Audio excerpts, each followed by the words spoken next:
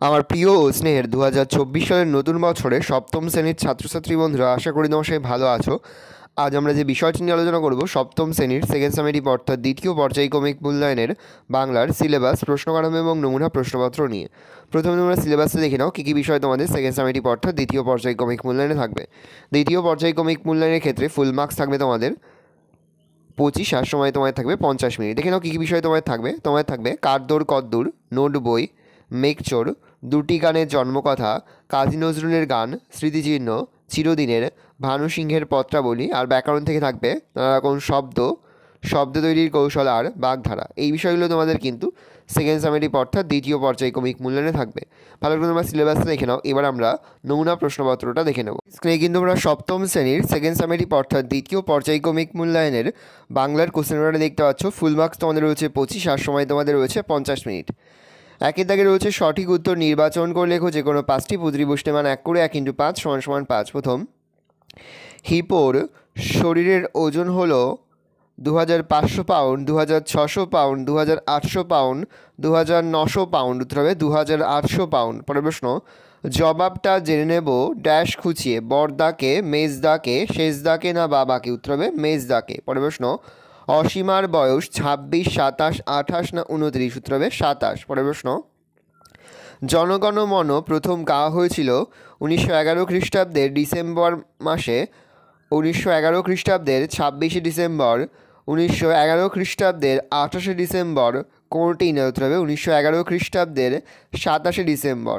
তবে জনগণমন প্রথম গাওয়া হয়েছিল 1911 খ্রিস্টাব্দের 27শে ডিসেম্বর। পরের প্রশ্ন, স্বদেশী মিটিংয়ের রীতি ছিল নেতাজির বক্তৃতার আগে নজরুলের গান, নেতাজির বক্তৃতার পরে নজরুলের গান, যে কোনো নেতার বক্তৃতার আগে নজরুলের গান, যে কোনো নেতার বক্তৃতার পরে নজরুলের গান। উত্তর হবে নেতাজির বক্তৃতার আগে নজরুলের গান। পরের প্রশ্ন, কাল স্রোত বলতে কবি বুঝিয়েছেন নদীর স্রোত, সময়ের স্রোত, ভাটার টান, সমুদ্রের স্রোত। উত্তর হবে সময়ের স্রোত। পরের প্রশ্ন, চিরদিনের কবিতাটির উৎস হলো ছাড়পত্র, ঘুম নেই, মিঠে করা, আবোল তাবোল। উত্তর হবে ঘুম নেই। পরের প্রশ্ন, নোট বই কবিতাটির কবি হলেন সুকান্ত ভট্টাচার্য, সুকুমার রায়, অজিত দত্ত, অবনীন্দ্রনাথ ঠাকুর। উত্তর হবে সুকুমার রায়। পরের প্রশ্ন 2 থেকে রয়েছে খুব সংক্ষেপে নিচে যে কোনো 4টি প্রশ্নের উত্তর দাও। প্রশ্নের মান 1 করে 1 × 4 = 4। প্রথম, পৃথিবীর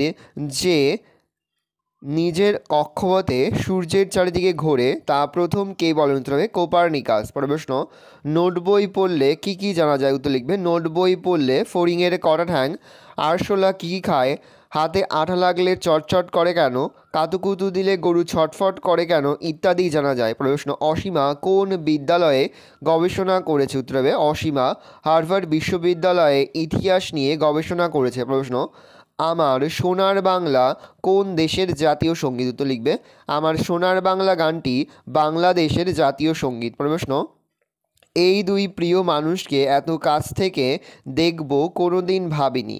এই দুই প্রিয় মানুষকে কে। উত্তর লিখবে আলোচ্য গদ্যাংশে উল্লেখিত দুই প্রিয় মানুষ হলেন নেতাজি এবং কাজী নজরুল ইসলাম। মূঢ় ওরা ব্যর্থ মনস্কাম কবিতায় কাদের মূঢ় বলা হয়েছে। যে শাসকেরা অট্টালিকা বা প্রাসাদ নির্মাণ করে ভেবেছিলেন যে নিজেদের স্মরণীয় করে রাখবেন, তাদেরকেই মূঢ় বলা হয়েছে।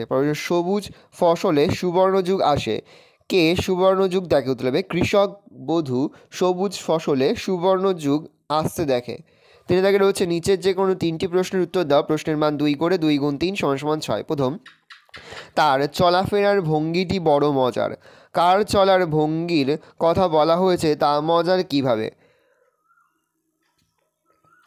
পয়েন্ট করবে উদ্দিষ্টের পরিচয়। প্রশ্নে উদ্ধৃত অংশে অ্যামিবার চলার ভঙ্গির কথা বলা হয়েছে।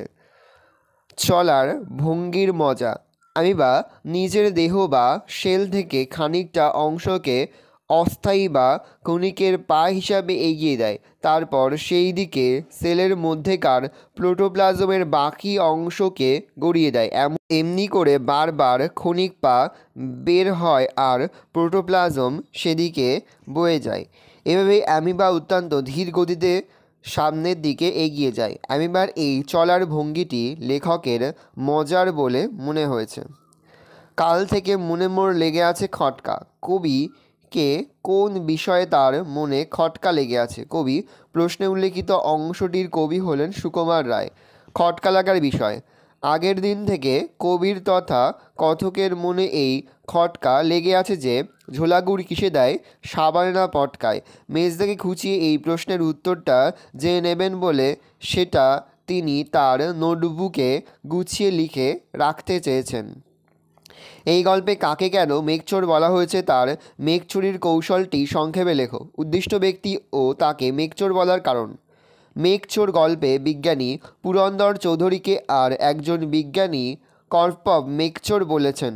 পুরন্দর সাইবেরিয়া থেকে সাহারায় মেঘ সরিয়ে এনেছিলেন বলেই কর্পভ তাকে মেঘচোর বলেছেন। মেঘচুরির কৌশল। বৈজ্ঞানিক পুরন্দর চৌধুরী বৃষ্টিবিজ্ঞানী রূপে খ্যাত। তিনি পারদের সঙ্গে 11টি ধাতু মিশিয়ে একটি অ্যালয় বা সংকর ধাতু গোলক তৈরি করেছেন।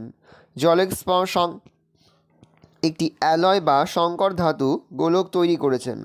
জলের সংস্পর্শে এলেই সেই গোলাকার বস্তুটি গরম হতে শুরু করে। পুরন্দর চৌধুরী চেয়েছিলেন সেই ধাতব বলটিকে আলাস্কার লেক সেভারে ফেলে দিতে। প্রায় বরফে ঢাকা হ্রদের ধাতব বলয়টি পড়ার সঙ্গে সঙ্গেই জলের ছোঁয়া পেয়ে গরম হতে শুরু করবে। এরপর 5 মিনিটের মধ্যেই হ্রদের সব জল বাষ্প হয়ে গিয়ে 95,000 কিউবিক মাইল আয়তনের এক বিরাট জলভরা মেঘ সৃষ্টি করবে। এটি হলো পুরন্দর চৌধুরীর মেঘচুরির কৌশল। কে বা রক্ষা করে? কি রক্ষা করার কথা বলা হয়েছে তা রক্ষা করা সম্ভব হচ্ছে না কেন? রক্ষা করার কথা।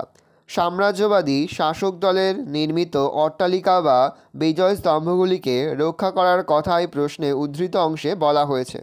সম্ভব না হওয়ার কারণ। সাম্রাজ্যবাদী শাসককুল নানান অট্টালিকা তৈরি করে ভেবেছিলেন যে সেগুলি চিরকাল তাদের নাম স্মরণীয় করে রাখবেন। কিন্তু শাসককুল বুঝতে পারেননি যে মানুষের মনে জায়গা না পেলে নিজেদের অমর করে রাখা যায় না। তাই অহংকারী শাসকদের কীর্তিস্তম্ভগুলি কালের স্রোতে ধ্বংস হয়ে যাওয়াই স্বাভাবিক ছিল। সে নীরব এখানে অমর কিষাণপাড়া। কিষাণপাড়া নীরব কেন? কিষাণপাড়াকে কবি অমর বলেছেন কেন? উত্তর লিখবে, কিষাণপাড়ায় প্রকৃতি এবং মানুষের জীবন শান্ত, কোনো রকম ব্যস্ততা সেখানে নেই, নেই কোলাহল, তাই কিষাণপাড়া নীরব। দুর্ভিক্ষের পরেও কিষাণপাড়ায় মানুষ আবার কাজের মধ্যে দিয়ে জেগে ওঠে, নিজ নিজ পেশায় কাজ করে চলে। দুর্ভিক্ষের হতাশা বা বিপন্নতা এখানে জীবনকে থামিয়ে দিতে পারে না, তাই কিষাণপাড়াকে কবি অমর বলেছেন। 4 দাগে রয়েছে খুব সংক্ষেপে, নিচের যে কোনো 3টি প্রশ্নের উত্তর দাও। প্রশ্নের মান 1 করে 1 × 3 = 3। স্বর্গের শুরুয়া নামকরণ কে করেছিল? তো লিখবে, স্বর্গের শুরুয়া নামকরণ করেছিল জাদুকর। হরিলালা সোনা টিয়ার জন্য কি কাজ ঠিক করেছিল? তো লিখবে, হরিলালা সোনা টিয়াকে বলেছিল যে তাদের খাবার জায়গা করা, বাটি ধুয়ে দেওয়া, ঝাড় দেওয়ার কাজ করতে হবে। ঘড়িওয়ালার দাদা কে? উত্তর লিখবে, ঘড়িওয়ালার দাদা ছিল হরিলালা। সপ্তাহে 3 বার পোস্ট অফিসে যায় কেন? উত্তর লিখবে, 1 টাকা দিয়ে লটারির টিকিট কিনে বড়লোক হওয়ার আশায় পোস্টমাস্টারের কাছে যেত খবরের কাগজে লটারির কথা লিখেছে কি না জানতে।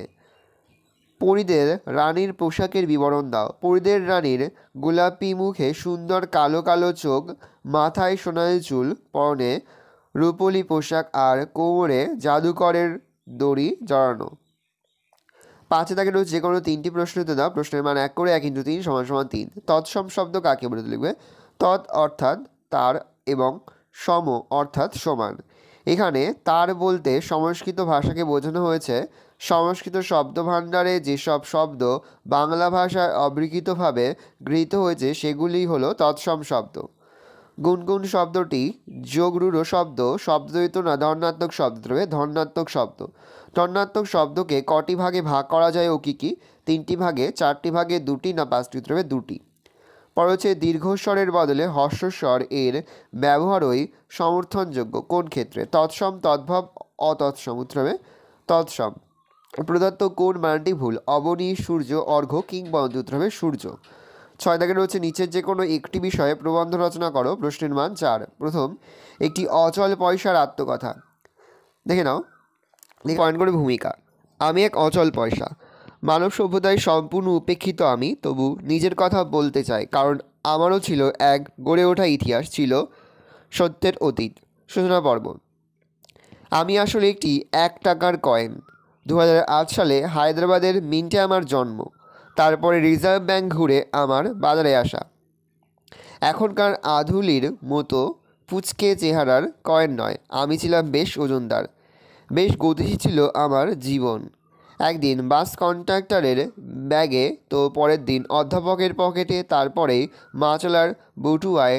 নানা অভিজ্ঞতার মধ্যে দিয়ে চলছিল ভালোই। আমার খুব মজাই লাগতো যখন খুব দরকারের সময় খুচরোর জন্য হাতড়ে হাতড়ে পকেটের প্রান্তে আমাকে পেয়ে মানুষজন পরম স্বস্তি পেতেন। কখনো স্কুল পড়ুয়ারা আমাকে দিয়ে যখন কিনে নিয়ে যেত তাদের স্বাদের কোনো খাবার জিনিস, তখন আমার আনন্দ হতো খুব। নিজের এই ধাতব জন্মকে সার্থক মনে হতো। আবার একবার এক বৃদ্ধ রিকশাওয়ালা গরমের দিনে 1 টাকা বেশি চাওয়ায় এক সুবেশ ভদ্রলোক তা দিতে রাজি হন না। শেষ পর্যন্ত রিকশাওয়ালা নাছোড় হওয়ায় আমাকে ছুড়ে দেন তার দিকে। সেদিন খুব কষ্ট হয়েছিল আমার, যতটা নিজের জন্য তার থেকে অনেক বেশি ওই রিকশাওয়ালা মানুষটির জন্য। আমার হতভাগ্য জীবন গড়িয়ে চলতে চলতে হঠাৎ একদিন আমার সাময়িক বিশ্রামের সুযোগ চলে এসেছিল সামনে। এক গৃহবধূ তার লক্ষ্মী ভাণ্ডারে আমাকে ফেলে দিলেন টুস করে। শুরু হলো আমার বিশ্রামের জীবন, আরও অনেক আধুলি এবং 1 টাকা 2 টাকা কয়েনের সঙ্গে। কখনো কখনো একে আমার বন্দি জীবন বলে মনে হতো। চাপাচাপি করে বন্দি থাকার এই জীবন অবশ্য শেষ হলো দ্রুতই। ভাণ্ডার ভর্তি হয়ে যাওয়ায় তা ভাঙা হলো, গোনা হলো, কিন্তু সবার অলক্ষ্যে গড়িয়ে গেলাম আমি। বাড়ির 6 বছরের ছোট মেয়েটা আমাকে কুড়িয়ে নিয়ে ছুঁড়ে দিল জানলা দিয়ে। রাস্তায় যেখানে পড়লাম এক ক্রেনের চাকার তলায়। ক্রেনটি চলে যাওয়ার পর আমি নিছকই একটা ধাতব টুকরো। কবে কোথায় কী ছিলাম তা আমার প্রত্যক্ষ করার কোনো উপায় নেই। উপসংহার: আপাতত রাস্তাতেই পড়ে আছি। কেউ আমাকে নেয় না, কারণ আমাকে দিয়ে কারোর কোনো প্রয়োজন মিটবে না। পরে হচ্ছে একটি বট গাছের আত্মকথা। দেখে নাও, পয়েন্ট করবে প্রথমে ভূমিকা। আমি আর মুখে বলছি না, মুখে বললে ভিডিওটা একটু বড় হয়ে যাবে, তোমাদেরই অসুবিধা হবে। আমি আস্তে আস্তে স্ক্রল ডাউন করছি, তোমরা কিন্তু অবশ্যই ভিডিওটা থামিয়ে বা স্ক্রিনশট নিয়ে কিন্তু সম্পূর্ণ উত্তরটা তোমাদের এখান থেকেই পড়ে নেবে বা তোমরা খাতাতে নোট ডাউন করে নেবে। পয়েন্ট করবে প্রতিদিনের জীবনযাত্রা। ভালো করে দেখে নাও। এই বছরের পরীক্ষা অর্থাৎ সেকেন্ড সামেটিভ পরীক্ষায় তোমাদের কিন্তু একটা আত্মকথা থাকবে, সেহেতু খুব ভালো করে তোমরা কিন্তু আত্মকথাগুলো অধ্যয়ন করবে। এই দুটো আত্মকথার পাশাপাশি তোমরা একটা জলাশয়ের আত্মকথাও কিন্তু, অর্থাৎ প্রাচীন জলাশয়ের আত্মকথাও কিন্তু খুব ভালো করে তোমরা অধ্যয়ন করবে। ভালো করে দেখে নাও, আমি আস্তে আস্তে স্ক্রল ডাউন করছি।